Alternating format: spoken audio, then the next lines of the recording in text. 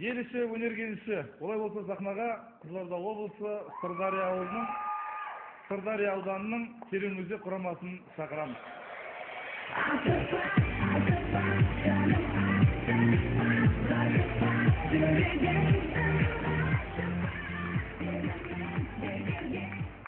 Жігерлі жастардың жігерін жандыратын Жайдарман маусым ашар 2013 құтты болсын. Ең алдымен Тереңөзекте таныстырып алайық. Тереңөзек сен не қайнағаңмен не таныстырадың? Бөлең бәлде. Өзім таныстырам, ағам ол мен десең. Тереңөзек мінекей мынадай ұзын жол бар. Жүріп жатасың. Мына жерден оңға бұрыласың, оңға бұрылсаң, мына жерден оңға бұрылатын жол бар. Мына жерде таксист Маконның үйі бар.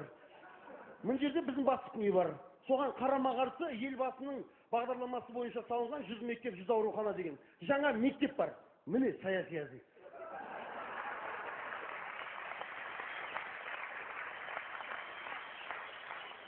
Ал бұлар қарай жүрсең, Тереңөзектен шығып кетесің, сондықтан осы жерде тұра бересің.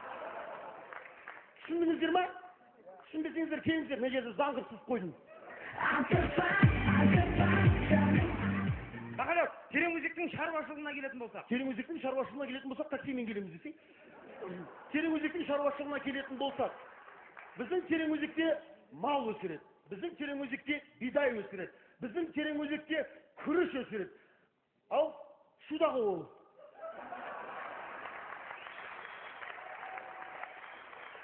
темір өсіреді. Енді ешке өсет шығар олды.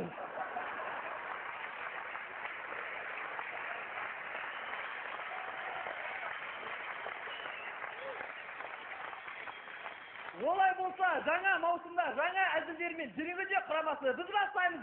Опа! Ештеңе қылмайды. Көрмеген адам шақтыра бер. Өз басына кетсін. Жүріңдер, балалар!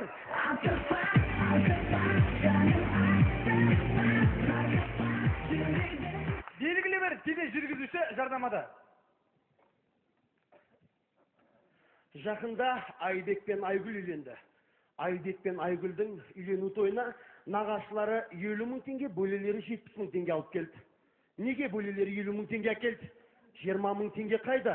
Екеуін қосқанда 20 мың теңге ақша. Айбек пен Айгүлге тиесіз ма, әлде атасы мен анасы ала ма? Арада кім тұр? Не істейміз, не қыламыз? Қаржы полициясы зерттеу үстінде. Артур Платонов, құдалықта.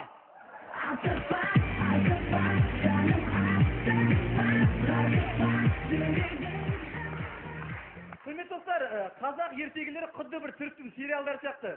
Олай болса көрейік, қазақ радиосы кешкі ертегілер.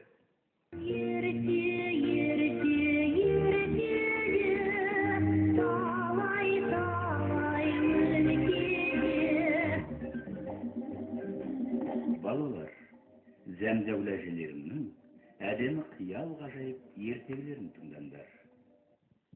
Балалар, бүгін мен сендерге қорқақ бұғы деген ертегі айтып беремін. Ертеде ешкі жүні өртеде бір кемпір мен шал болыпты. Кемпір мен шал бір ұлға зәру екен. Арада ай өтеді, жыл өтеді, бір күні шал қара шүйдің ішінде жатса, терезеге ілініп тұрған төстікті көреді.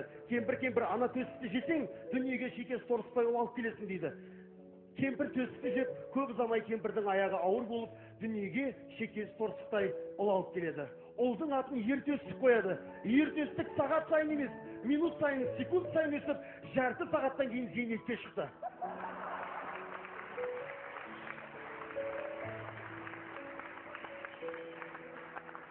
Содан ертөстік ең болмаса даланы көріп кетейін деген ниетпен есіктің алдына шықса, есіктің алдында бұғы тұр екен. Міне ертегі осы бұғы туралы.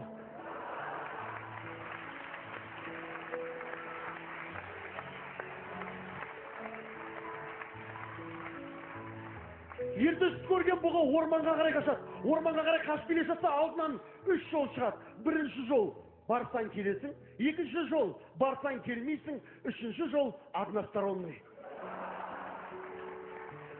Барсам келейін деп бұғы бірінші жолға түсіп, жүріп келе жатқан кезде алдынан қасқыр шығады. Қасқыр шығады да бұғыға, «Ей бұғы, мен сені жеймін» дейді.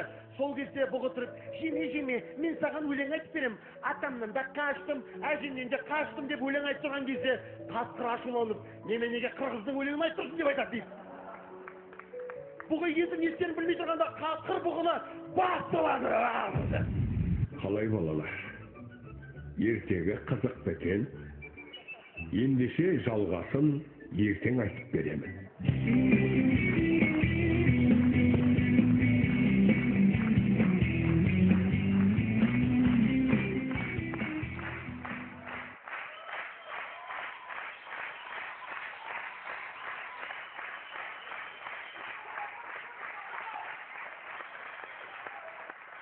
Құрметті көрермендер, біз Тереңөзектен... Әке, менің арнайы жайдарманға қойған бір әзілім бар емес пе?